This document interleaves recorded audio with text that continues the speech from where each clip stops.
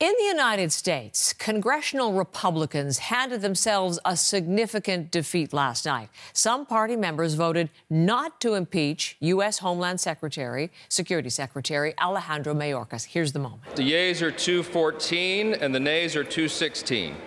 The resolution is not adopted. So there was a stunning defeat in the effort to impeach Mayorkas, a key political goal for House Republicans.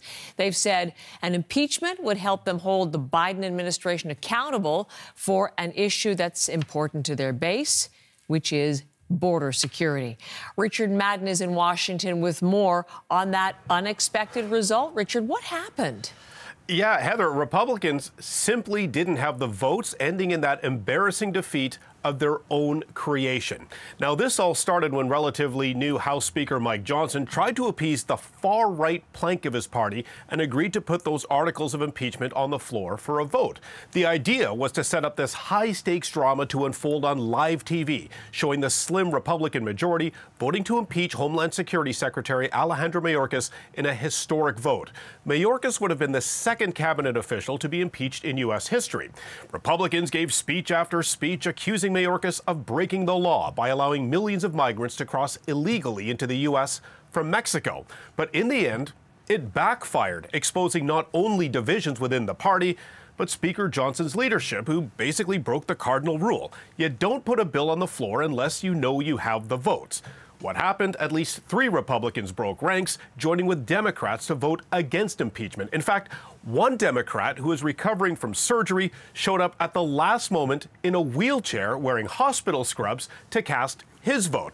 Now, take a listen to Republican Ken Buck, who says he voted no because it would set a dangerous precedent down the road. I think the principle is very clear that Mayorkas did not commit a high crime or misdemeanor. We are setting new levels, low levels, for these impeachments. And we're going to see impeachments of presidents more often. We're going to see impeachments of cabinet members more often. It is not the way we should be going when we need to focus on solving the very difficult problems that we have in this country. Now, Republicans are making immigration a central issue this election, yet this failed impeachment vote happened hours after House Republicans effectively killed a multi-billion-dollar funding bill to bolster security along the southern border. Democrats say this shows Republicans would rather campaign on the issue than help fix it. So, Richard, it's interesting. I note that Alejandro Mayorkas is set to give an update or be taking part in a security briefing on Super Bowl preparations and the security in Las Vegas. So he's obviously continuing on with his work. Many people see this as a setback for the Speaker, Mike Johnson. What's going to happen next in all of this?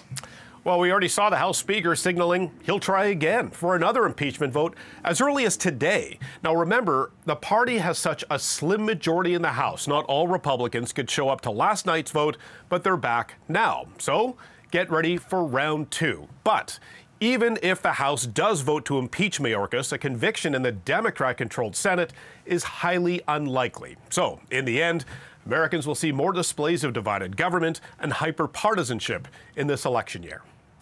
Richard, thank you. Richard Madden in Washington.